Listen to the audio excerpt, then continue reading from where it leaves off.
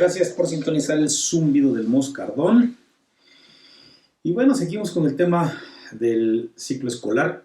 A ustedes les toca estudiar, a nosotros nos toca crearles el ambiente de aprendizaje. Habría dicho al inicio del ciclo escolar 2019-2020 el titular de la Secretaría de Educación Pública, Esteban Moctezuma Barragán: a la vuelta de un año el panorama de la enseñanza en México es totalmente sombrío.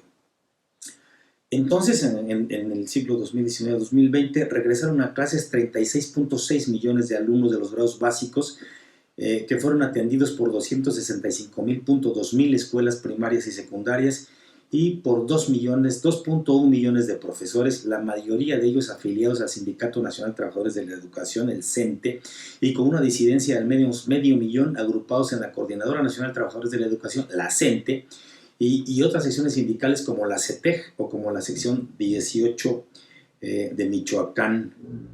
Este año la frasecilla de Esteban Moctezuma sale sobrando. Ese ambiente de aprendizaje fue hecho pedazos por la pandemia del coronavirus, pero también por las malas decisiones del sector salud del gobierno federal, que a la vuelta de 6 meses nos tienen aún en semáforo naranja y con grandes posibilidades de rebrotes y de regresar al semáforo rojo por la necesidad de don López de no ponerse el ejemplo y usar un cubreboca.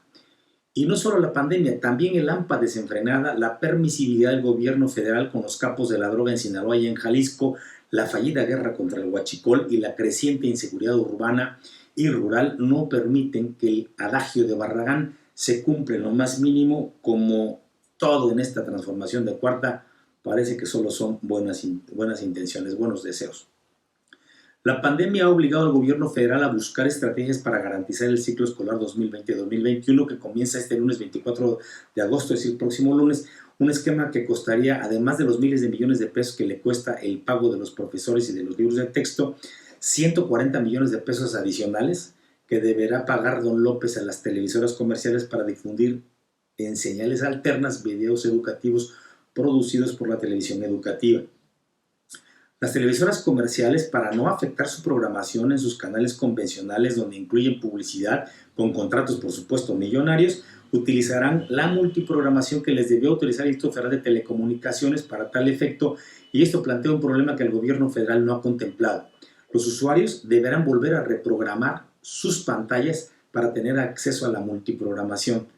Imaginen eso en las comunidades rurales, es decir, si tú le picaste y ves el 5.1, pues le vas a tener que volver a picar y reprogramar toda tu televisión para que veas el 5.2, donde se van a transmitir las clases. Entiendo que los contenidos de la educación a distancia deben estar avalados por pedagogos y expertos de la SEP, y habría sido mucho más transparente y mejor que fuesen avalados por asociaciones civiles e instituciones académicas que tengan expertos en el ramo, como por ejemplo la Universidad Autónoma Nacional de México, la UNAM, o la Escuela Normal Superior de México.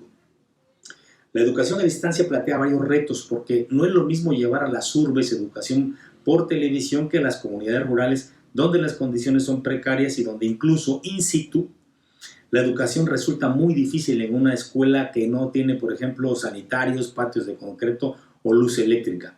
En México, el 11% de las escuelas no cuenta con baños, y en estados como Oaxaca, Chiapas o Guerrero, el índice es de 30% según el INEGI.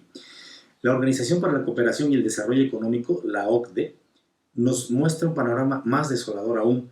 El 50% de los alumnos de 15 años, sin importar su grado académico, no alcanza competencias básicas en ciencias, en lectura o en matemáticas. Además, que la deserción escolar en las zonas rurales de México llega a un escandaloso 58%.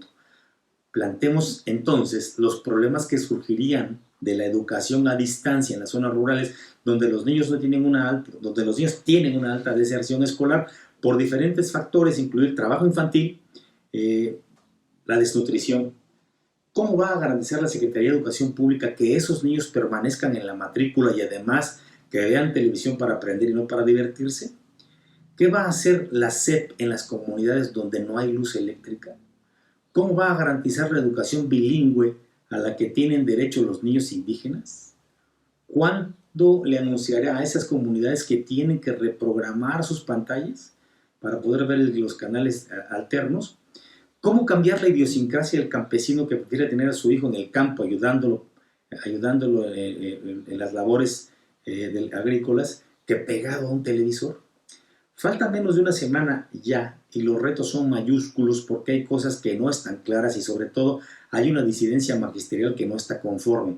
Así que entre las aristas de la pandemia que le pegan directo a don López, también estará el tema de la educación. Y eso al tiempo. Muchas gracias por su atención. Sígame en Instagram, @Leiva Aguilar, también en Twitter. Muchas gracias.